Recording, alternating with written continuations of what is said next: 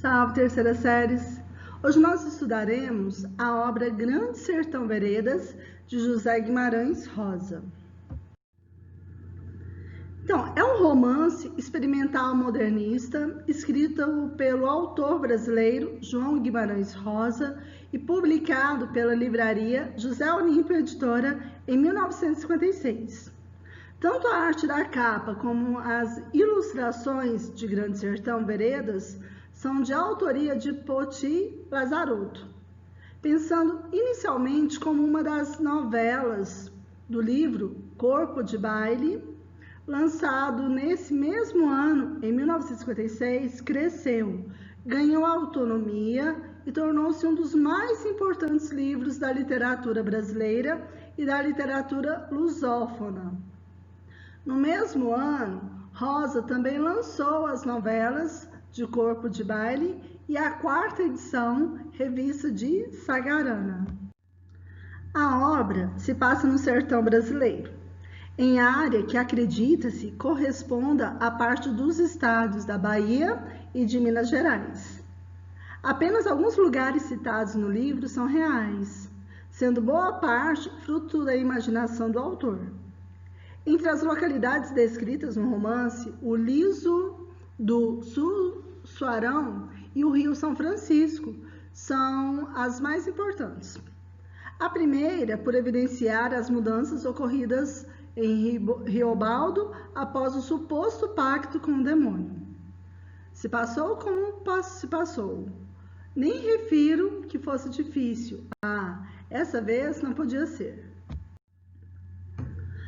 A segunda, por representar uma divisão na história do narrador protagonista. O São Francisco partiu minha vida em duas partes. Quanto ao enredo, o diabo na rua, no meio do redemoinho. A história gira em torno do jagunço Riobaldo, também conhecido como Tatarana ou Urutu Branco, narrador protagonista do livro. Há na obra dois pontos aos quais o narrador se apega. Diadorim, um também jagunço, com quem Riobaldo estabelece uma relação diferenciada, que se coloca nos limites entre a amizade e o relacionamento afetivo de um casal. O pacto com o demônio, estabelecendo uma relação do intertexto com a história do doutor Fausto, a dúvida se o pacto teria se concretizado ou não, afinal Lúcifer não se faz presente. Incomoda o narrador e o leva a questionamentos profundos, como a existência do diabo e, por consequência, de Deus. Por outro lado, tal pacto pode ser atribuído também a Exu, o primeiro orixá do candomblé, das encruzilhadas, local inclusive onde se realizou o pacto, bem com outras divindades indígenas e da cultura cabocla. A narrativa é construída com acentos e jeitos sertanejos, característica típica do romance brasileiro moderno, escrito a partir da década de 30. O narrador conta a história a um interlocutor desconhecido, que nunca se pronuncia a quem ele chama senhor, moço ou doutor. Em sua narrativa, intérprete dos segredos das veredas, Riobaldo tece a história de sua vida. Um discurso de descoberta e autoconhecimento, revelando o sertão ao mundo. Revela-se a si próprio como se dissesse o sertão, sou eu, para reconhecer-se. Nessa perigosa travessia, Riobaldo confronta as forças do bem e do mal, retoma um fluxo de memória o fio de sua vida e narra as grandes lutas dos bandos de jagunços, descreve os feitos e características de diversos personagens e revela os códigos de honra e de procedimentos do sertão. A narrativa não segue uma forma linear, mas podemos depender dela muito da história de Riobaldo. Conta ele que depois da morte da mãe, uma mulher pobre que vive como agregada em uma grande fazenda no interior de Minas, passou a morar com seu padrinho, Celorico Mendes. Enquanto vive sob a guarda do padrinho, Riobaldo recebe formação escolar básica pelas mãos de mestre Lucas, em Corralinho. Ao voltar para a fazenda de Celorico Mendes, reconhece o bando de jagunços de Joca Ramiro, a quem o padrinho oferece pouso. Dentre eles estão Hermógenes e Ricardão. Riobaldo vislumbra-se com um sistema jagunço, e o tempo em que passou entre os homens de Joca Ramiro é fundamental para o resto de sua vida. Mais tarde, perplexo por descobrir que Celorico Mendes provavelmente era seu verdadeiro pai, foge de casa para Curralinho, onde, graças a mestre Lucas, conhece Zé Bebelo. Zé Bebelo, que sonha em pacificar o sertão e acabar com os jagunços e em ser eleito deputado, passa a ter uma relação ambígua com Riobaldo. Ao mesmo tempo em que Riobaldo é professor de letras e números, Zé Bebelo, este ensina a Riobaldo sobre os meandros dos sertões das Gerais, sul da Bahia, norte de Minas e o norte e nordeste de Goiás. Após temporada acompanhando Zé Bebelo, Riobaldo percebe que seu lugar é desde que conheceu Joca Ramiro junto aos jagunços, que, ironicamente, tanto perseguia. Resolve então desertar e seguir o rastro dos homens de Joca Ramiro. Nessas idas e vindas, reencontra uma personagem que conheceu na infância, num episódio que é marco narrativo da obra. Conhecido pelos jagunços como Reinaldo, apresenta-se a Riobaldo como Geadorim. O narrador reconhece que existe entre ele e Geadorim uma relação diferente entre os jagunços. É ele que introduz Riobaldo ao bando de Joca Ramiro.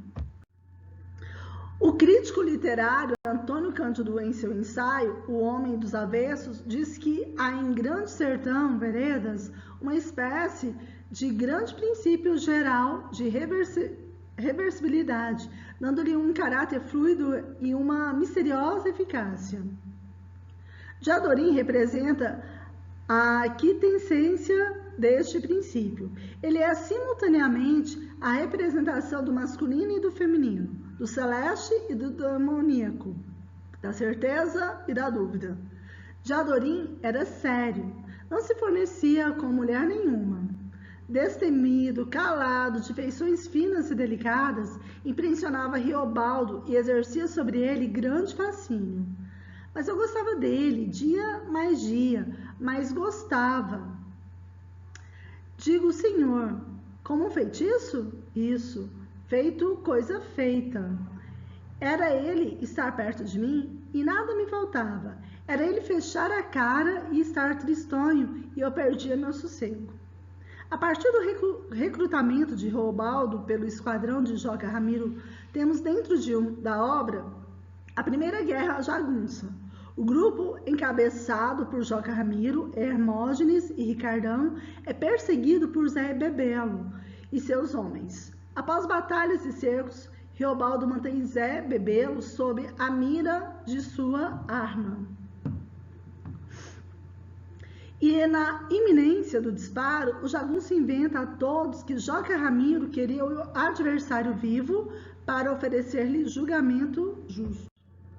Após o referido julgamento, Zé Bebelo é condenado ao exílio em Goiás, ficando proibido de retorno ao sertão enquanto Joca Ramiro viver. Descontentes com o que consideraram uma pena branda demais, Hermógenes e Ricardão, votos vencidos no julgamento, armam uma vingança e assassinam Joca Ramiro. O momento cronologicamente posterior e que dentro da obra marca o início da narrativa propriamente dita é a Segunda Guerra Jagunça, a busca da vingança pela morte de Joca Ramiro. O grupo de Riobaldo, capitaneado por Medeiro Vaz, fracassa ao tentar atravessar o liso do Sussuarão e sucumbe antes de atingir o objetivo. Nesse ínterim, algumas revelações acontecem, como o fato de Geadorim ser filho de Joca Ramiro e o boato de Hermógenes ser pactário com o diabo e Medeiro Vaz morre. Riobaldo, apontado por Vaz como seu sucessor, recusa o posto e o cargo fica à disposição de Marcelino Pampa, que lidera provisoriamente até o retorno inesperado de Zé Bebelo. Ironicamente, o maior adversário dos jagunços passa a liderar o maior bando da região em busca de vingança. O episódio definitivo nessa Segunda Guerra é o cerco na fazenda dos Tucanos, quando o grupo de Hermógenes mantém Zé Bebelo e seus homens cativos sob a mira de seus melhores atiradores, sufocantes até para o leitor. Os eventos que se passam durante o cerco são marcados pelo início do confronto entre Riobaldo e Zé Bebelo. Este envia missivas para a Guarda Nacional, pedindo ajuda e que causa desconfiança naquele. Após o pedido de ajuda ser cumprido, uma trégua de 3 dias é combinada entre os Zé Bebelos e os Hermógenes. Durante a trégua, os dois grupos se afastam e a desconfiança de Riobaldo só aumenta. Quando os boatos sobre o pacto de Hermógenes são tantos que passam a ser incorporados como verdade, Riobaldo decide que a única forma de vencê-lo é também contratar com o demo. Em uma noite escura, o narrador vai, então, a uma encruzilhada. Chama o demônio pelo nome e não recebe qualquer tipo de resposta. Não é possível afirmar com certeza se houve ou não o pacto. Essa tensão estende-se por toda a narrativa.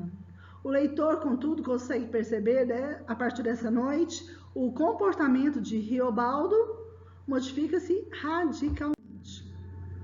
Um dos motes do livro se trata justamente sobre a existência ou não do diabo, e se verdadeira a sua condição de pactuário.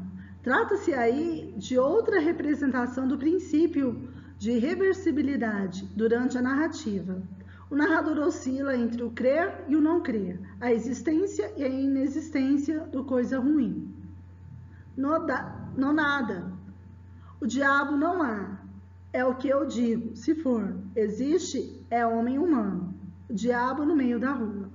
A mudança nas atitudes de Riobaldo é tamanha que, ao retornar para o acampamento na manhã posterior à madrugada do suposto pacto, o jagunço desafia um cada vez mais fraco Zé Bebelo, tira dele a posição de líder do grupo e ressurge rebatizado de Urutu Branco.